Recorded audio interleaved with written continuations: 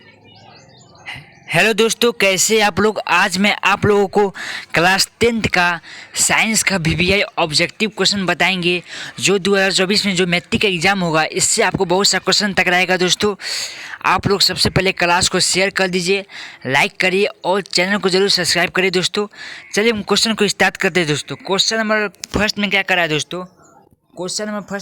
है दोस्तों, किस दर्पण द्वारा प्रतिबिंब सीधा एवं छोटा होता है। तो दोस्तों ऑप्शन नंबर ए उत्तल दर्पण द्वारा होता है। किस दर्पण द्वारा? उत्तल दर्पण द्वारा होता है। ऑप्शन नंबर ए सही हो जाएगा। चलिए दोस्तों क्वेश्चन नंबर हम लोग 2 में आते हैं। क्वेश्चन नंबर 2 में क्या कर रहा है, गोलीय दर्पण में फोकसांतर एवं वक्रता त्रिज्या के बीच संबंध क्या है। तो गोलीय दर्पण में फोकसांतर एवं वक्रता त्रिज्या के संबंध में R बराबर 2F है। क्या है संबंध? R बराबर 2F। चलिए क्वेश्चन नंबर हम लोग 3 पे आते हैं। क्वेश्चन नंबर 3 में क्या कर रहा है,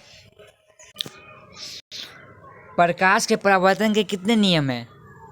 क्वेश्चन नंबर 3 में क्या कर रहा है दोस्तों, प्रकाश के परावर्तन के कितने नियम है। तो प्रकाश के परावर्तन के 2 नियम है। ऑप्शन नंबर बी सही हो जाएगा। प्रकाश के परावर्तन के 2 नियम है। चलिए दोस्तों क्वेश्चन नंबर हम लोग 4 पे आते हैं। क्वेश्चन नंबर 4 में क्या कर रहा है दोस्तों, समतल दर्पण द्वारा बना प्रतिबिंब हमेशा कैसे होता है। तो समतल दर्पण द्वारा बना प्रतिबिंब काल्पनिक होता है। ऑप्शन नंबर बी सही हो जाएगा, काल्पनिक। चलिए दोस्तों क्वेश्चन नंबर हम लोग 5 पे आते हैं। क्वेश्चन नंबर 5 में क्या है दोस्तों, किसी वस्तु का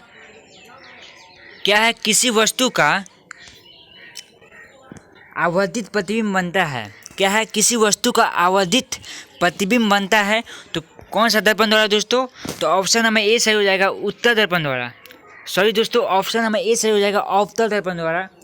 किसी वस्तु का आवर्धित प्रतिबिंब अवतल दर्पण में बनता है। कौन सा दर्पण में बनता है? अवतल दर्पण में बनता है। ऑप्शन नंबर ए सही हो जाएगा दोस्तों।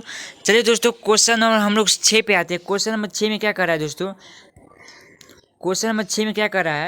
काल्पनिक प्रतिबिंब हमेशा क्या होता है, सीधा होता है, उल्टा होता है, या तिरछा या औधा होता है। तो कौन सा ऑप्शन नंबर सही हो जाएगा दोस्तों? तो ऑप्शन नंबर ए सही हो जाएगा, काल्पनिक प्रतिबिंब सीधा होता है। चलिए दोस्तों क्वेश्चन नंबर हम लोग 7 पे आते हैं। क्वेश्चन नंबर 7 में क्या कर रहा है दोस्तों, निम्न में से किस दर्पण की फोकस दूरी धनात्मक होती है। तो फोकस दूरी दोस्तों उत्तर दर्पण की फोकस दूरी धनात्मक होती है। ऑप्शन नंबर बी सही हो जाएगा, उत्तर दर्पण। चलिए क्वेश्चन नंबर हम लोग 8 पे आते हैं। क्वेश्चन नंबर 8 में क्या कर रहा है दोस्तों, क्वेश्चन नंबर 8 में हजामत बनाने के लिए प्रयोग किया जाता है किसका, कौन सा दर्पण का प्रयोग किया जाता है हजामत बनाने के लिए दोस्तों। तो ऑप्शन नंबर बी सही हो जाएगा, अवतल दर्पण का। हजामत के दुकान में जाइएगा तो जो दर्पण होता है वो कौन सा दर्पण होता है, तो वो अवतल दर्पण होता है। ऑप्शन नंबर बी सही हो जाएगा, अवतल दर्पण।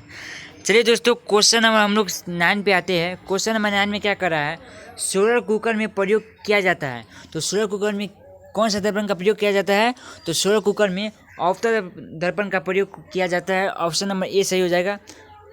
चलिए दोस्तों क्वेश्चन नंबर हम लोग 10 पे आते हैं। क्वेश्चन नंबर 3 में क्या कर रहा है, दोस्तों, प्रकाश तरंग का उदाहरण बताएं। तो प्रकाश तरंग का उदाहरण विद्युत चुम्बकीय तरंग हो जाएगा। ऑप्शन नंबर बी सही हो जाएगा दोस्तों। चलिए क्वेश्चन नंबर हम लोग 11 पे आते हैं। क्वेश्चन नंबर 11 में क्या कर रहा है, दोस्तों, कि दंत विशेषज्ञ किस दर्पण का उपयोग मरीजों के दांतों का बड़ा प्रतिबिंब देखने के लिए करता है। तो अवतल दर्पण के। ऑप्शन नंबर बी सही हो जाएगा दोस्तों, अवतल दर्पण। कौन सा दर्पण हो जाएगा दोस्तों, तो अवतल दर्पण हो जाएगा। चलिए क्वेश्चन नंबर हम लोग 12 पे आते हैं। क्वेश्चन नंबर 12 में क्या कर रहा है दोस्तों, किस दर्पण से हमेशा वस्तु से छोटा प्रतिबिंब प्राप्त होता है। तो ऑप्शन नंबर ए सही हो जाएगा, उत्तल दर्पण। ऑप्शन नंबर ए सही हो जाएगा। कौन सा दर्पण? उत्तल दर्पण होगा दोस्तों।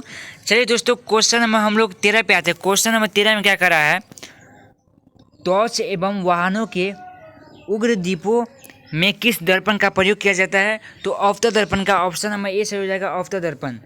चलिए क्वेश्चन नंबर हम लोग 14 पे आते हैं। क्वेश्चन नंबर 14 में क्या कर रहा है, क्वेश्चन नंबर 14 में वाहनों के साइड मिरर का मतलब क्या हुआ दोस्तों? पीछे देखने के दर्पण। क्या? पीछे देखने के दर्पण। तो वाहनों के साइड मिरर में किस दर्पण का प्रयोग किया जाता है?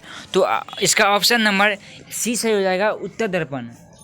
किस दर्पण का प्रयोग किया जाता है दोस्तों? तो उत्तर दर्पण का प्रयोग किया जाता है। चलिए दोस्तों, क्वेश्चन नंबर हम लोग 15 पे आते हैं। क्वेश्चन नंबर 15 में क्या कर रहा है दोस्तों? इनमें से कौन दर्पण सूत्र है? तो दोस्तों, इनमें से कौन सा दर्पण सूत्र है? तो ऑप्शन ए में है 1/v प्लस 1/u बराबर 1/f। ऑप्शन बी में है दोस्तों 1/u माइनस 1/v बराबर 1/f। ऑप्शन सी में है 1/v प्लस 1/u बराबर 1/f। ऑप्शन डी में है v/1 प्लस 1/u बराबर 1/f। तो इसका ऑप्शन नंबर ए सही हो जाएगा दोस्तों। इसका जो ऑप्शन नंबर ए सही हो जाएगा 1/v प्लस 1/u बराबर 1/f। चलिए दोस्तों, क्वेश्चन नंबर हम लोग कितना पे आते हैं? अब 16 पे आते हैं दोस्तों। क्वेश्चन नंबर 16 में क्या कर रहा है दोस्तों? प्रकाश गमन करता है। क्या प्रकाश गमन करती है? तो सीधी रेखा में प्रकाश गमन करती है, या तिरछी रेखा में, या उल्टी रेखा में, या टेढ़ी मेढ़ी रेखा में? तो ऑप्शन नंबर ए सही हो जाएगा दोस्तों। प्रकाश कभी भी गमन करेगी तो सीधी रेखा में। ऑप्शन नंबर ए सही हो जाएगा, सीधी रेखा में। चलिए दोस्तों, क्वेश्चन नंबर हम लोग 17 पे आते हैं। क्वेश्चन नंबर 17 में क्या कर रहा है दोस्तों? क्वेश्चन नंबर 17 में क्या कर रहा है दोस्तों? आवर्धन का एसआई मात्रक क्या होता है? तो आवर्धन का एसआई मात्रक इनमें से कोई नहीं, मतलब कि मीटर भी नहीं होता है, 1/मीटर भी नहीं होता है, 1/मीटर स्क्वायर भी नहीं होता है। तो आवर्धन का एसआई मात्रक इसमें से कोई नहीं है। तो ऑप्शन नंबर डी सही हो जाएगा दोस्तों। चलिए दोस्तों, क्वेश्चन नंबर हम लोग 18 पे आते हैं। क्वेश्चन नंबर 18 में क्या कर रहा है दोस्तों? क्वेश्चन नंबर 18 में क्या कर रहा है दोस्तों? निम्नलिखित में किस माध्यम में प्रकाश की चार्ज सबसे अधिक होता है? तो निर्वात में प्रकाश की चार्ज सबसे अधिक किस माध्यम में होता है दोस्तों? तो निर्वात में होता है। चलिए क्वेश्चन नंबर 19 पे आते हैं हम दोस्तों। क्वेश्चन नंबर 19 में क्या कर रहा है? क्वेश्चन नंबर 19 में क्या कर रहा है दोस्तों? तैलीय कागज होता है। तो तैलीय कागज क्या होता है? पारभासी होता है, या अपारदर्शक होता है, या पारदर्शक होता है, या पारभाषक होता है? तो ऑप्शन नंबर सी हो जाएगा दोस्तों, पारभाषक। चलिए दोस्तों, क्वेश्चन नंबर हम लोग 20 पे आते हैं।